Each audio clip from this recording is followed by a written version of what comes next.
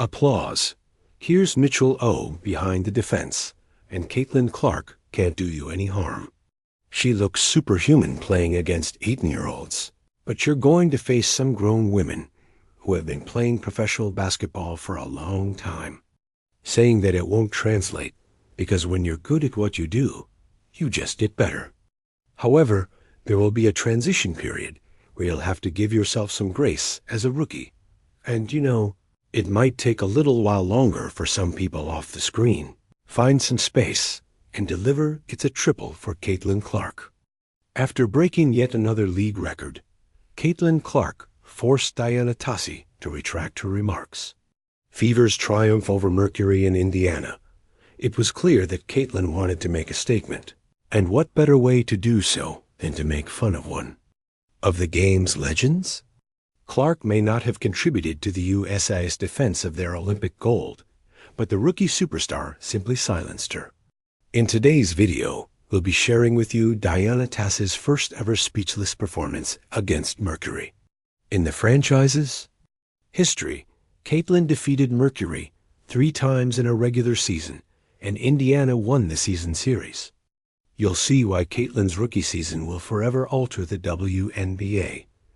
She is vying for both Rookie of the Year and MVP, which is due to the fact that she not only Diana, she had a fever throughout the win over Mercury, but she also controlled the rest of the match.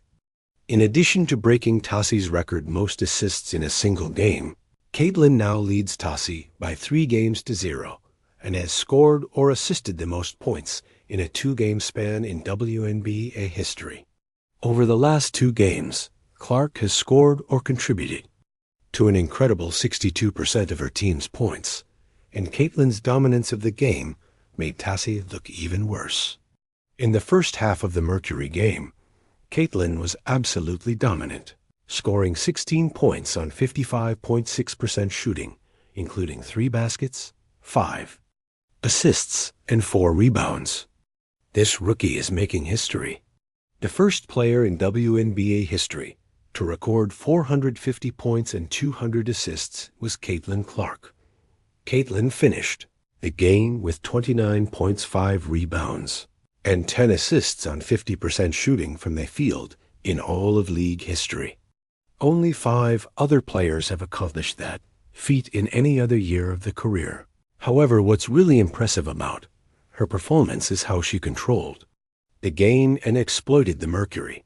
Defense play after play, her amazing vision allowed her teammates to score easy baskets, and you see why she's such a joy to watch. Caitlin's playmaking skills will lull you to sleep, but that's when she starts to show off her spectacular drives to the basket and deep threes. The Mercury defense was completely overpowered and unsure of what to do.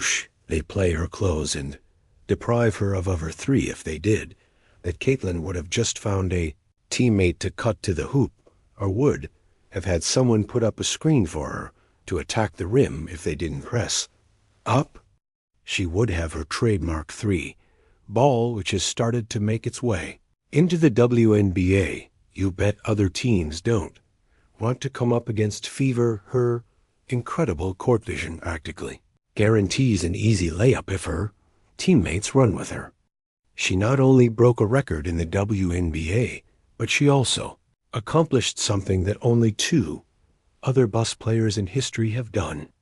Only 3 rookies in the history of the NBA and WNBA have ever consistently scored 29 points, grabbed 5 rebounds, and dished out 10 assists on 70% true shooting percentage. That's Caitlin Clark, who has done it twice. Steph Curry, and none other than Michael Jordan also twice. You bet Diana Taurasi wishes she could take that back, but she never gave Caitlin Clark, one of the best WNBA players of all time, a chance. Although Taurasi has earned the right to criticize and talk trash, Caitlin Clark's skill on the court has made her the face of the WNBA.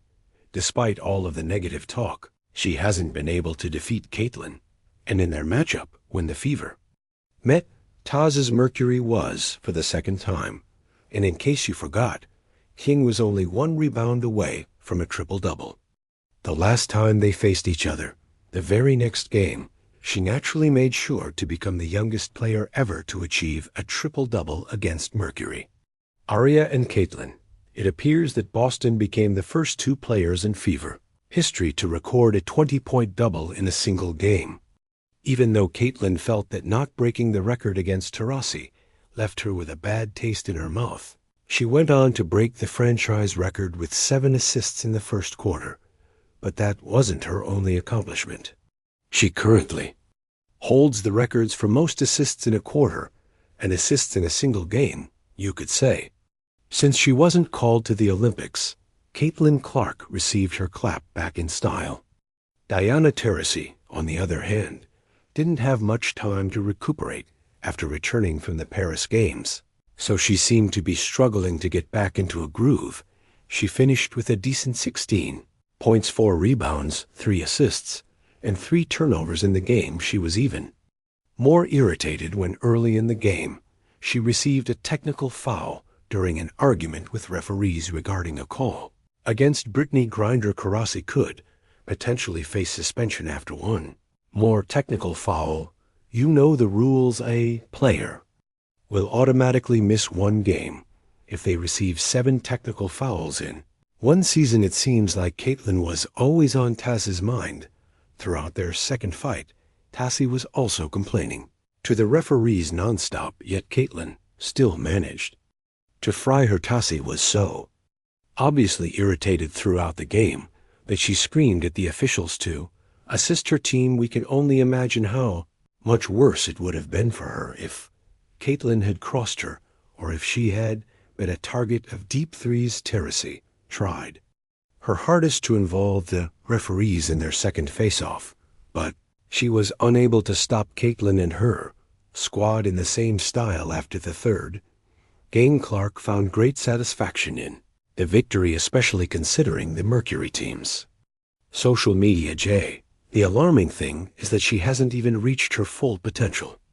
Most rookies have a slow start and hit the rookie wall of poor performances halfway through the season. And Caitlin did so fairly early because she didn't take many breaks between her time in college and the WNBA, which is what veterans like Diana Taurasi have said.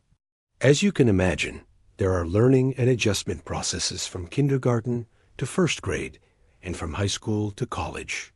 I don't believe I said anything that wasn't factually correct, and she should have known better. The new fans are extremely sensitive these days, so you can't say anything. The Olympic break has been a welcomed break for CIT and Clark, as it allowed her to give her body and mind a break. She appears to be returning from the holiday with renewed energy and attitude. Guess who holds the single-season WNBA a rookie record now, with a 1,115 record going into Friday's game. The Indiana Fever was also in 7th position overall in the WNBA rankings, despite a few missteps due to the high turnover rates, difficulty adjusting to schedule, and stronger defenses.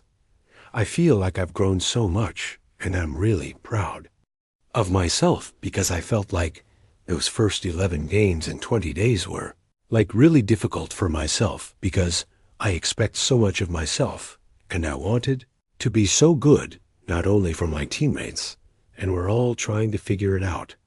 And everybody expected us to be great, and then you're 1-8, and everybody's frustrated, and we're like, oh my gosh, what are we going to do? But Caitlin is a game changer who has also fulfilled her end of the bargain. Because of Caitlin's explosive play, the WNBA is receiving more attention than it has in the past. Not only has she been helping her team be for the playoff spot, but she's doing so by putting together one of the most amazing rookie seasons of all time, all the while dealing with a hate and criticism that has continually been hurled her way. Call it Caitlin's world, and we're living in it, but the sky is the limit.